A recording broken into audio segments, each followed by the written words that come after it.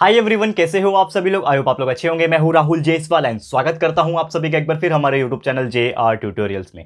Friends, आज again आपके सामने एक मोस्ट इंपॉर्टेंट 10th स्टैंडर्ड के लिए ज्योग्राफी सब्जेक्ट का वीडियो लेकर आ चुका हूं दोस्तों, जिसमें आज के दिन हम लोग पढ़ने वाले हैं हमारे ज्योग्राफी का chapter number 8 economy and occupations. तो आज इस चैप्टर का लेकर आ गया हूं आपके लिए आखिरी लेक्चर नंबर 4, जिसमें ये चैप्टर को हम टोटली कंप्लीट कर देंगे। तो प्रीवियस लेक्चर्स में हमने कई सारे टॉपिक्स डिस्कस कर लिए हैं, जैसे कि इकोनॉमी की बात करें तो हमारे इंडिया का इकोनॉमी कैसा था, ब्राजील का इकोनॉमी कैसा था, दोनों का कंपैरिजन हमने यूएसए के साथ किया।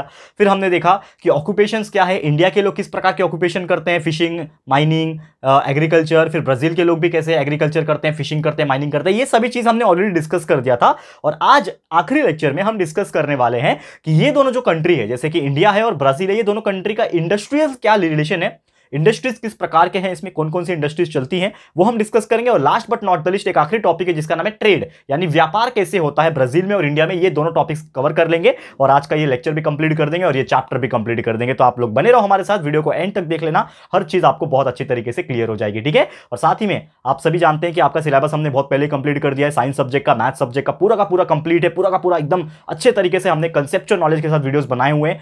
पूरा जाके देख लो, प्लेलिस्ट भी क्रिएट किया हुआ है, प्लेलिस्ट सेक्शन में भी आप जाओगे तो आपको दिख जाएंगे, या फिर आप डायरेक्टली यूट्यूब पे सर्च मार लो, हमारा JR ट्यूटोरियल्स का नाम आगे टाइप कर दो, आपको वो वीडियो मिल जाएंगे। और आपके लिए एक और चीज हम लोग कर रहे हैं, वन शॉट वीडियोस तैयार कर रहे हैं। मैथ्स पार्ट 1 पूरा कंप्लीट हो चुका है, जो आपका इंपॉर्टेंट चैप्टर्स है, यानी कि जो रिड्यूस सिलेबस है उसके अकॉर्डिंगली हमने आपका मैथ्स 1 पूरा कंप्लीट कर दिया है, वन शॉट।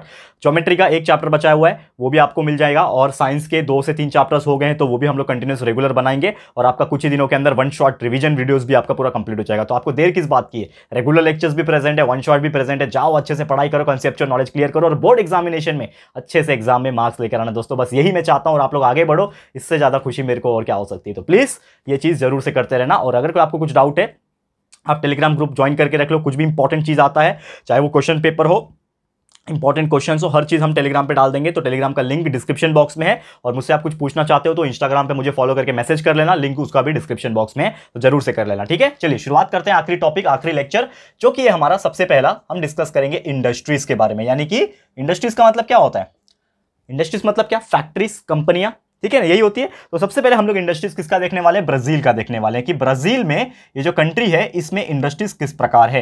तो ब्राजील एक ऐसा कंट्री है, जैसे कि आप जानते हो कि इसमें मॉडर्नाइजेशन थोड़ा इंडिया के पहले ही आ चुका था, यानी कि कहीं ना कहीं इसमें इंडस्ट्रीज अगर आप देखोगे काफी मेजर इंडस्ट्रीज हुए हैं इसमें। जैसे कि उसमें सबसे बड़ी इंडस्ट्रीज जो मानी जाती है वो है स्टील इंडस्ट्री, स्टील बोल लो या फिर एक तरीके से आयरन बोल लो। तो आयरन एंड स्टील इंडस्ट्री, जैसे इंडिया में भी बहुत ही अच्छी आयरन एंड स्टील इंडस्ट्रीज है, वैसे ब्राजील में भी आयरन एंड स्टील इंडस्ट्रीज काफी ज्यादा है। और इनका इन्वेस्टमेंट और इनका जो यूजेस है काफी ज्यादा है प्रोडक्शन डिपार्टमेंट में। और साथ ही में प्रोडक्शन के अलावा आपको पता है ऑटोमोबाइल सेक्टर, यानी कि जो गाड़ियों का मैन्युफैक्चरिंग होता है, प्रोडक्शन होता है, इसमें कई सारा जो स्टील है और जो आयरन है वो सप्लाई होता है, ताकि ऑटोमोबाइल प्रोडक्शन बहुत अच्छी तरीके से हो जाए। और इसके अलावा कई सारी ऐसी कंपनियां जो पेट्रोलियम प्रोडक्ट्स के ऊपर ध्यान देती है, जैसे पेट्रोलियम प्रोसेसिंग हो गया, यानी पेट्रोलियम बनाना हो गया, ठीक है ना, फिर केमिकल्स प्रोडक्शन हो गया। इसके अलावा अगर बात करें कि सीमेंट इंडस्ट्रीज हो गई, ऐसे कई सारे डायनामिक इंडस्ट्रीज, यानी कि जो बहुत ही ज्यादा एफिशिएंट है आज के डेट के हिसाब से, बहुत अच्छा माना जाता है आज के इंडस्ट्रीज के हिसाब से, टेक्नोलॉजी पॉइंट ऑफ व्यू। तो ऐसे कई सारे डायनामिक इंडस्ट्रीज जो है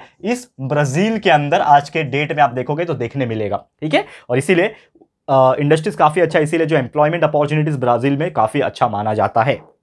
साथ ही में कुछ ऐसे ट्रेडिशनल इंडस्ट्रीज जो पहले के जमाने में थे, यानी कि पहले जो है वो मॉडर्नाइजेशन और टेक्नोलॉजी नहीं था, लेकिन फिर भी लोग कुछ ट्रेडिशनल एक्टिविटीज करते थे। लेकिन ये जो आजकल की जो इंडस्ट्रीज आ गई है, उन्होंने ये ट्रेडिशनल इंडस्ट्रीज को भी आउटरीच कर दिया है, यानी कि एक तरीके से बाहर कर दिया है। और आज के डेट में सब टेक्नोलॉजी वाली इंडस्ट्रीज ही बची हुई है यहाँ पे। और अगर हम बात करें ये इंडस्ट्रीज के अलावा बहुत सारी ऐसी इंडस्ट्रीज है, जैसे कि आप जानते हो फूड प्रोसेसिंग इंडस्ट्रीज, यानी कि जो खाना होता है, ठीक है ना। अब खाना का प्रोडक्ट बहुत सारे होते हैं, सिर्फ खाना मतलब दाल चावल नहीं होता है, खाने का मतलब और भी बहुत सारी चीजें होती हैं, जैसे फूड पैकेट्स हो गए, चिप्स हो गए, ठीक है ना। आज के डेट में आप कई सारे प्रकार के जो खाते हो, प्रोसेस्ड फूड जिसको बोलते हैं, जिसको पैकेट में स्टोर किया जाता है, हम कभी भी उसको खा सकते हैं। ऐसे कई सारे फूड प्रोसेसिंग इंडस्ट्रीज है। खासकर उसमें अगर देखा जाए तो शुगर इंडस्ट्रीज काफी अच्छी है, ठीक है ना, शुगर केन से शुगर बनाई जाती है, शुगर इंडस्ट्री से, ठीक है, कॉटन इंडस्ट्री से, टेक्सटाइल इंडस्ट्री से, सिल्क इंडस्ट्री से।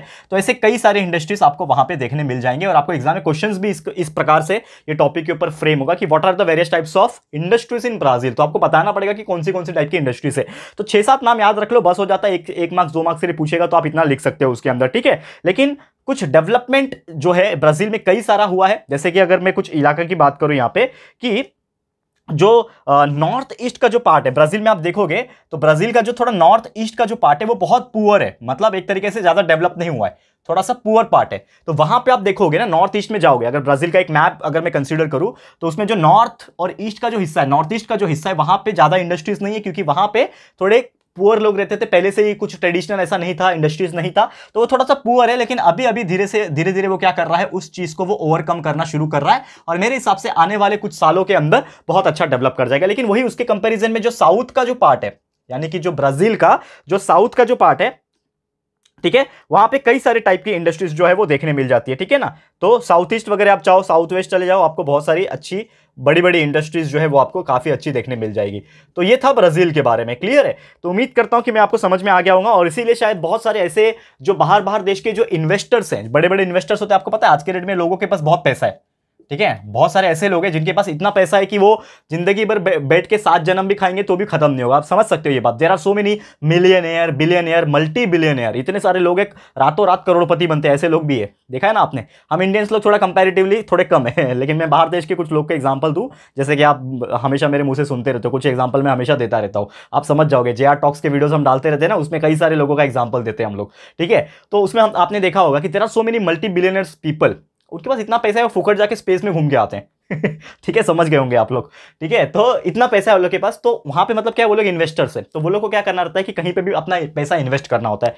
तो जहां पे कम डेवलपमेंट है, जैसे पुअर जगह है जहां पे कम डेवलपमेंट है, वहां पे वो लोग पैसा लगाते हैं, नई नई इंडस्ट्रीज को ओपन करने का यहाँ पे फैसला लिया जाता है, ठीक है। तो ऐसे कई सारे डेवलपमेंट जो है वो ब्राजील में काम जो है वो चल रहा है, क्लियर है। तो उम्मीद करता हूं कि आपको ये चीज समझ में आ गया होगा।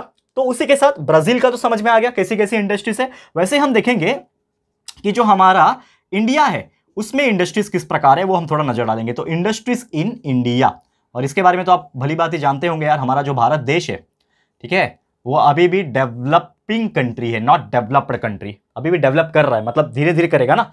हमारा इंडिया एक पूरा का पूरा एग्रीकल्चरल कंट्री हुआ करता था एक टाइम पे, चाह हमारे पास बहुत ज्यादा सोना चांदी हीरे जवाहरात ऐसे कई सारे थे, जब जगह हमारे इंडिया का लगभग 800 500 1000 2000 साल पहले हमारे महाराजा राजा महाराजा होते थे, तो उनके पास सोने चांदी के आभूषण, ऐसे हमारा इंडिया बहुत रिच होता था। लेकिन ये हमने देखा नहीं था, ये हमने सुना है कहानियों में, ठीक है ना।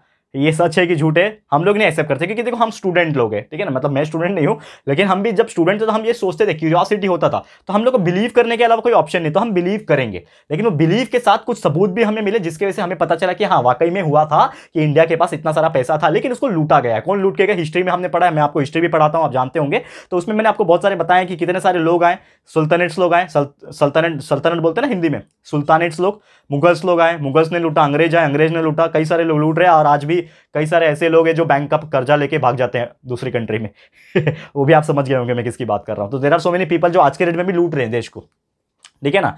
कुछ पॉलिटिशियन भी है जो लूट रहे हैं, कुछ जो बैंक से कर्जा लेते हैं पैसा, 1000 11,000 15 20 हजार करोड़ रुपया, और लेके भाग जाते हैं विदेश में और एंजॉय करते हैं। ऐसे ऐसे लोग भी है, यानी कि कहीं ना कहीं हमारे देश को लूटा गया है, ठीक है। इसीलिए शायद हमारा देश थोड़ा गरीब हो गया। जब हमें आज़ादी मिली तो हमारा देश बहुत गरीब था, हमें को जब आज़ादी मिली 1947 में, हमारा देश काफ़ी गरीब था, गिने चुने लोग अच्छे थे लेकिन काफ़ी गरीब था, एग्रीकल्चर होता था। लेकिन धीरे धीरे जब गवर्नमेंट आई, सरकार बनी, ठीक है ना, कांग्रेस की सरकार थी उस वक्त, धीरे धीरे उन्होंने काम करना शुरू किया, धीरे धीरे बहुत सारे पॉलिसीज आए, आपको पता है ना 5 ईयर प्लान, तो 9 बार 5 ईयर प्लान आए, उसी के बीच में कई सारे industrial development, modernisation, nationalisation of bank, ऐसे कई सारे काम हुए उस गवर्नमेंट के अंदर। तो इसीलिए हमारा धीरे धीरे इंडिया जो है वो मॉडर्नाइजेशन की तरफ बढ़ते गया, और मॉडर्नाइजेशन जब हुआ तो इंडस्ट्रियलाइजेशन का उसमें सबसे बड़ा रोल था। हमारे देश में इंडस्ट्रियलाइजेशन होने लगा। अब इंडस्ट्रियलाइजेशन होने लगा यानी कि क्या क्या चीजें आने लगी, हमारे देश में टेक्सटाइल इंडस्ट्री आने लगी। कोई सोच सकता था कि कपड़े भी बनाए जा सकते हैं टेक्सटाइल की हेल्प से, हैंडलूम होता है, खाता बोलते हैं ना, हैंडलूम खाता, ये सब टेक्सटाइल इंडस्ट्री में जो काम करते हैं ना, आपके पेरेंट्स उनको पूछना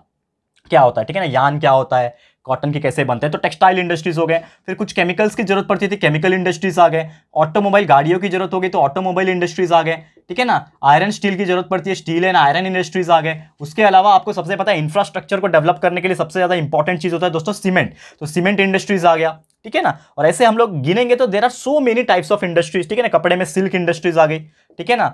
फिर वो खादी इंडस्ट्रीज है, खादी एंड विलेज इंडस्ट्री, ऐसे कई सारी इंडस्ट्रीज है, मैं सबका नाम नहीं लिखूंगा यहाँ पे, मैं एक्सेट्रा डाल देता हूँ, आप समझ जाओगे, बाकी आप सर्च भी कर सकते हो। तो ऐसे कई सारी इंडस्ट्रीज आए जिसके वजह से क्या हुआ, हमारे देश में थोड़ा थोड़ा धीरे धीरे डेवलपमेंट होना शुरू हुआ, ठीक है। तो कई सारे ऐसे इंडस्ट्रीज थे जो फॉरेस्ट के मटेरियल इस्तेमाल करते थे, फॉरेस्ट बेस्ड मटेरियल, जैसे कि अगर एग्जाम्पल की बात किया जाए तो लकड़ी का इस्तेमाल करके बहुत सारी चीज़ें बनाई जाती थी। शुगर केन का इस्तेमाल करके शुगर बनाई जाती थी, शुगर इंडस्ट्रीज, शुगर बनता है, शुगर अपना शुगर केन से फिर वो जैगरी बोलते हैं ना, गुड़, वो बनाया जाता है। फॉरेस्ट के मटेरियल से लकड़ी, लकड़ी फिर उसको आप देखोगे तो गम जैसा चीज़ मतलब रेजिन्स निकलते हैं, तो वो रेजिन से गम बनाया जाता है, रबर बनाया जाता है, ठीक है ना, टायर्स बनाए जाते हैं, लेटेक्स बनाया जाता है। ऐसे कई सारी चीज़ें अलग अलग जगह से अलग अलग चीज़ के वजह से बनने लगी, ठीक है। वही आप देखोगे हमारे इंडिया में, तो हमारे इंडिया में ना मिनरल्स एंड रिसोर्सेज काफी ज्यादा एबंडेंटली अवेलेबल है। एबंडेंटली अवेलेबल मतलब बहुत ज्यादा तादाद में पाए जाते हैं अलग अलग प्रकार के मिनरल्स, जैसे लोहा, आयरन जिसको बोलते हैं, मिनरल्स हो गया, निकेल, ठीक है ना, मैंगनीज हो गया, ये सब चीज जो है बहुत ज्यादा हमारे देश में पाए जाते हैं। और खासकर कुछ ऐसे स्टेट है जैसे झारखंड हो गया, ठीक है ना, झारखंड, मध्य प्रदेश हो गया, कर्नाटका हो गया, उड़ीसा हो गया, ठीक है ना, ये सब जगह पे भी कई सारे मेटालिक मिनरल्स यानी कि जो मेटल्स होते हैं ना, हमारे मेटालिक मिनरल्स बहुत ज्यादा पाए जाने लगे, बॉक्साइट मिलने लगे, बॉक्साइट से एल्यूमिनियम बनाया जाता है। तो ऐसे कई सारी चीजें मिलने लगे और धीरे धीरे इसका काम जो है वो और ज्यादा तेजी से होने लगा। और जैसे जैसे रिसोर्सेस मिलते गए हमारे देश में, वैसे वैसे इंडस्ट्रीज भी सेटअप होने लगा। अब जैसे कहीं पे पानी का फ्लो बहुत अच्छा है तो वहां पे डैम्स बनाए जाने लगे, ठीक है ना, तो डैम्स बनाने के लिए भी क्या लगेगा, सीमेंट लगेगा, बाकी चीज लगेगा, तो उसकी इंडस्ट्रीज ओपन होने लगी। जहां पे बहुत ज्यादा मिनरल्स आयरन के प्रेजेंट है, आयरन ओर, खनिज जिसको बोलते हैं, आयरन ओर वहां पे अगर प्रेजेंट है तो वहां पे आयरन और स्टील इंडस्ट्रीज खुल गई। जैसे कि आपको पता है जमशेदपुर, बिहार झारखंड में आता है कुछ, जमशेदपुर, जमशेदपुर इलाके में आपको पता है टाटा स्टील करके कंपनी है बहुत बड़ी, तो ये सबसे पहले देश की कंपनी है टाटा स्टील। जमशेद टाटा ने इसकी शुरुआत की थी, बहुत पुरानी बात है ये, ठीक है ना, तब से कंपनी है क्योंकि वहां पे बहुत ज्यादा आयरन ओर प्रेजेंट है, तो आयरन ओर से आयरन का निकाला जाता है, उसको स्टील भी बनाया जाता है, आयरन का भी इस्तेमाल होता है, तो ऐसे सप्लाई पूरे देश में होता है। और आज देखोगे टाटा स्टील के कितने सारे प्लांट है हमारे कंट्री में, मैं जहां पे रहता हूँ वहां पे भी है, ठीक है। तो ये सब चीज होने लगा, ठीक है। फिर राजस्थान में कॉपर मिलने लगे, जिंक मिलने लगे, उसके अलावा कर्नाटका में स्टील मिलता है, मैंगनीज मिलता है, ठीक है ना, एल्यूमिनियम मिलता है, तमिलनाडु में मेटल इंडस्ट्रीज है, एल्यूमिनियम के इंडस्ट्रीज है। तो ऐसे कई सारे इंडस्ट्रीज धीरे धीरे जो है वो खोलने लगे, एग्रीकल्चर रिलेटेड, ठीक है ना, जूट जिसको बोलते हैं, जूट ये भी आप जानते होंगे शायद, जिससे गोनी बनाया जाता है, जूट के इंडस्ट्रीज, गोनी बनाने वाली इंडस्ट्रीज हो गई, ठीक है। फिर फॉरेस्ट में प्लाईवुड, आप जो प्लाईवुड होता है, अभी जैसे बेकेलाइट है, ये जो बोर्ड दिख रहा है आपको, ये बेकेलाइट मटेरियल है, ये भी कहीं ना कहीं किसी वुडन प्रोडक्ट से ही बनाया जाता है। तो वो हो गया, आपके प्लाई होते हैं घर में, दरवाजा होता है, ये सब क्या है, लकड़ी के तो बने हुए। कहाँ से आया लकड़ी, एग्रीकल्चर प्रोडक्ट से, आई मीन टू से जो फॉरेस्ट प्रोडक्ट है उधर से ही तो आया है। तो ये सब चीज़ होने लगा, तो ऐसे कई सारे डेवलपमेंट होने लगे गुजरात में, राजस्थान में, तमिलनाडु में, ठीक है ना, ऐसे कई सारे जगह पे जहाँ पे थोड़ा सीशोर होता है, जहाँ पे थोड़ा समुद्र का इलाका है, वहाँ पे सॉल्ट इंडस्ट्रीज भी हो गई। आज के डेट में देखो सॉल्ट इंडस्ट्रीज कितनी कमा रही है, पहले के जमाने में नमक को कोई पूछता नहीं था, लेकिन आज के डेट में देखो नमक हमारे लिए कितना जरूरी है, नमक के बिना हम खाना खा ही नहीं सकते। एक दिन थोड़ा सा नमक कम हो जाता है तो हम मम्मी को चिल्लाते हैं, मम्मी खाने में नमक कम है, बोलते हैं ना। तो यार कितना डिमांडिंग इंडस्ट्रीज है, ठीक है, कितने महंगे भी बिकते हैं नमक। फिर फर्टिलाइजर इंडस्ट्री आ गए, खेत के पेस्टिसाइड्स इंडस्ट्री, मतलब आज के डेट में आप इमेजिन कर लो, खाली इतने सारे प्रोडक्ट है, इतने सारे प्रोडक्ट है कि आप थक जाओगे, और इतने सारी इंडस्ट्रीज आज के डेट में खुलते जा रही है। और यही तो दिमाग लगाना है दोस्तों। जैसे हमें बचपन से ये सिखाया जाता था कि बेटा पढ़ाई कर लो और नौकरी कर लेना अच्छे से, लेकिन आज के डेट में मैं आपको बोलता हूं दोस्तों कि आप पढ़ाई तो करो, लेकिन पढ़ाई के साथ एक्स्ट्रा नॉलेज लो, स्किल्स लो, मार्केट में क्या चल रहा है, कौन सी इंडस्ट्रीज है और कौन सी इंडस्ट्रीज नहीं है, वो जो इंडस्ट्रीज नहीं है वो खोलने का कोशिश करो, एंटरप्रेन्योर बनो, बिजनेसमैन बनो। आज के डेट में जॉब लेने वाला नहीं, जॉब देने वाला बनो दोस्तों। ये करके देखो, मजा आएगा लाइफ में, एक अलग सी फीलिंग आएगी, कुछ किया है लाइफ में इस प्रकार से फीलिंग आएगी, तो ये करने की कोशिश करना। तो उम्मीद करता हूं कि ये आपको इंडस्ट्रीज ब्राजील में और इंडस्ट्रीज इंडिया में किस प्रकार हैं ये आपको बहुत अच्छी तरीके से समझ में आ गया होगा। अब बात कर लेते हैं हम लोग अगला टॉपिक की, जिसका नाम है हमारा, नेक्स्ट टॉपिक है हमारे आज के लिए ट्रेड। ट्रेड मतलब क्या होता है, कोई कौन बताएगा, कमेंट करके बताओ। ट्रेड, ट्रेड यानी एक तरीके से व्यापार, जैसे हम कुछ लेते हैं कुछ देते हैं। हमारा इंडिया कुछ चीज बनाएगा, मतलब अगर इंडिया में कुछ चीज अवेलेबल है बहुत ज्यादा तो खुद के लिए भी रखेगा, लेकिन थोड़ा बाहर भी बेच देगा। बाहर देश वाले के पास कुछ ज्यादा चीज है तो वो खुद के पास कुछ रखेगा, बाहर हमें कुछ भेज देगा। तो इस प्रकार से इंपोर्ट एंड एक्सपोर्ट होता रहता है, इसी को बोलते हैं ट्रेड, व्यापार एक दूसरे के साथ। तो इंपोर्ट एंड एक्सपोर्ट आपने नाम सुना होगा। इंपोर्ट का मतलब होता है अगर हम किसी चीज को बाहर से मंगवाते हैं, अपने अंदर, अपने देश के अंदर मंगवा रहे हैं, तो हम क्या कर रहे हैं दोस्तों, इंपोर्ट कर रहे हैं। क्या कर रहे हैं, इंपोर्ट कर रहे हैं, मंगवा रहे हैं। और किसी चीज को अपने देश से बाहर भेज रहे हैं, तो बाहर भेजना मतलब क्या हो गया, एक्सपोर्ट। क्या हो गया, वो एक्सपोर्ट हो गया। ये दो चीज आपको याद रखना है। अब हम पढ़ेंगे ब्राजील में कैसा है इंपोर्ट एक्सपोर्ट, और पढ़ेंगे इंडिया में कैसा। ये दो चीज हम लोग पढ़ लेंगे तो हमारा ये चैप्टर कंप्लीट हो जाएगा, आज का लेक्चर भी कंप्लीट हो जाएगा, ठीक है। ध्यान से देख लेना। तो देखो सबसे पहले अगर मैं ब्राजील की बात करूं तो बहुत सारे ऐसे एक्सपोर्ट जो है वो ब्राजील करता है, जैसे कि आयरन और बहुत ज्यादा पाया जाता है। यानी कि जो लोखंड के जो ओर होते हैं ना, जो खनिज जिसमें से प्यूरिफिकेशन करने के बाद आयरन निकाला जाता है, तो आयरन ओर हो गया। और सबसे ज्यादा आपको पता है हम ब्राजील में कॉफी बहुत अच्छा मिलता है, तो कॉफी का प्रोडक्शन बहुत ज्यादा, इसीलिए वो उसको बेच भी देता है। तो एक्सपोर्ट क्या क्या करता है, ये मैं किसकी बात कर रहा हूं, एक्सपोर्ट की। तो ब्राजील क्या करता है, ये सब चीज एक्सपोर्ट करता है, याद रखना क्या करता है, ये एक्सपोर्ट करता है। एग्जाम्पल नहीं है, ये एक्सपोर्ट है। ईएक्स का मतलब एक्सपोर्ट हो गया, आईएम का मतलब इंपोर्ट हो गया। तो एक्सपोर्ट क्या करता है, आयरन ओर करता है, कॉफी करता है, कॉटन कर लेता है, ठीक है ना, कॉटन को भी एक्सपोर्ट कर लेता है। इसके अलावा अगर हम बात करें कि टोबैको, ठीक है ना, तंबाकू वगैरह जो होता है उसको भी एक्सपोर्ट कर लेता है, ठीक है। और ऑरेंजेस हो गया, ठीक है ना, ऑरेंजेस आपको पता ही है, संतरे, ऑरेंजेस, बनाना, इस प्रकार से कुछ फल होते हैं ना, वो भी वो एक्सपोर्ट करता है। लेकिन वो इंपोर्ट क्या करता है, मतलब क्या उसके पास नहीं है और उसको क्या चीज मंगवाना पड़ता है, ये तो बेच रहा है। एक्सपोर्ट मतलब वो दूसरे देश को बेच दिया, लेकिन वो खुद क्या मंगाता है, इंपोर्ट क्या करता है। तो ब्राजील जो है वो नॉर्मली कुछ ऐसी चीजें होती है, उसको वो क्या करता है, इंपोर्ट करता है। जैसे कि मशीनरी प्रोडक्ट्स, अब वो हैवी मशीनरी नहीं बना पाते हैं तो वो किसी और देश से मंगाते हैं, जैसे फ्रांस से मंगा लिया, रशिया से मंगा लिया, अमेरिका से मंगा लिया। ऐसे बड़ी बड़ी जो कंट्रीज होती है जहां पे डेवलपमेंट बहुत अच्छा है मशीनरी के हिसाब से, वहां से उसको बुला लेता है। फिर व्हीकल्स हो गए, गाड़ी हो गए, ऑटोमोबाइल्स हो गए, फर्टिलाइजर्स हो गया, ठीक है ना, ऐसे कई सारी चीज को वो अपने देश में किसी दूसरे देश से मंगवाता है, यानी कि वो इंपोर्ट करता है। साथ ही में एक मिनरल ऑयल है, क्योंकि आप जानते हो कि मिनरल ऑयल यानी कि जो पेट्रोलियम प्रोडक्ट्स होते हैं वो नॉर्मली किसी भी देश में जल्दी मिलता नहीं है, खासकर जो गल्फ कंट्रीज है, जैसे सऊदी अरेबिया हो गया, यूएई हो गया, ठीक है ना, ईरान, इराक, इस प्रकार की जो कंट्रीज है वहां पे सबसे ज्यादा तेल यानी कि जो क्रूड ऑयल, मिनरल ऑयल जो है वो पाया जाता है, तो उधर से ही मंगवाते हैं बाकी कंट्रीज, ठीक है। तो ये बात हो गया एक्सपोर्ट और इंपोर्ट की ब्राजील की। वही अगर हम बात करें इंडिया के एक्सपोर्ट एंड इसकी इंपोर्ट की, तो इंडिया में क्या एक्सपोर्ट होता है, यानी कि हम अपने देश से क्या बेचते हैं किसी और देश को। तो इंडिया की अगर हम बात करें यहाँ पे, तो इंडिया बहुत ज्यादा एक्सपोर्ट करता है चाय, क्योंकि यार हमारे देश में चाय बहुत होती है, मैंगो बहुत होता है हमारे देश में, मैंगो लोग बहुत खाते हैं लेकिन फिर भी बेचा जाता है। कॉफी भी हमारे देश में अच्छा खासा होता है, तो हम उसको क्या बाहर बेच देते हैं। उसके अलावा हमारे देश में एक सबसे इंपॉर्टेंट चीज होता है मसाले, स्पाइसेस बोलते हैं। आप जानते हैं हमारे देश में मसाले बहुत होते हैं as compare to other countries, तो हम खाते भी हैं और उसको बेचते भी हैं दूसरे दूसरे कंट्रीज के अंदर, ठीक है। और साथ ही में जो लेदर होता है ना, लेदर, तो लेदर के जो आर्टिकल्स होते हैं ये सब चीज बेचा जाता है, एक्सेट्रा लिख रहा हूं। ऐसे कई सारी चीजें हैं जो हम अपने देश से दूसरे देश को सप्लाई करते हैं, तो ये एक्सपोर्ट की बात हो गई। वही इंपोर्ट की बात करें, यानी कि क्या चीज वो हमने लेना पड़ता है, इंपोर्ट कराना पड़ता है दूसरे देश से, हमें अपने देश में लेना पड़ता है। तो ऐसा क्या चीज है, तो अगर हम बात करें कि जैसे कि गोल्ड सिल्वर हो गया, हमारे देश में ज्यादा पाया नहीं जाता है, तो गोल्ड सिल्वर को हम दूसरे देश से मंगवाते हैं, हमारे देश में, हमारे देश के अंदर मंगवाते हैं। गोल्ड सिल्वर के हिसाब से बात करें, कुछ हैवी मशीनरी, क्योंकि हमारा देश भी इतना डेवलप नहीं है कि खुद से वो मशीनरी बना सके, तो यूएसए, फ्रांस, जर्मनी, रशिया, ऐसे कंट्रीज से क्या करता है, मशीनरीज इंडिया जो है मंगवाता है। उसके अलावा बात करें जो बहुत महंगी महंगी और बड़ी जो ऑटोमोबाइल्स होती हैं, हमारे देश में बहुत सारे हैं, लेकिन इसके अलावा जो विदेशी ब्रांड होते हैं वो हमारे देश बाहर देश से मंगवाता है, ऑटोमोबाइल्स बाहर मंगवाता है। कुछ प्रीसियस जो स्टोन्स होते हैं ना, पत्थर, जैसे कि हीरे जवाहरात मोती वगैरह होते हैं स्टोन्स, तो वो स्टोन्स भी हमारा जो देश है मंगवाता है। कहाँ से, बाहर से मंगवाता है, तो ये इंपोर्ट करता है। क्लियर है, तो ये उम्मीद करता हूं कि आपको बहुत अच्छी तरीके से समझ में आ गया होगा। तो यही था हमारा इंपोर्ट एंड एक्सपोर्ट का फंडा, कि ब्राजील क्या करता है इंपोर्ट और एक्सपोर्ट, और इंडिया क्या करता है इंपोर्ट एंड एक्सपोर्ट।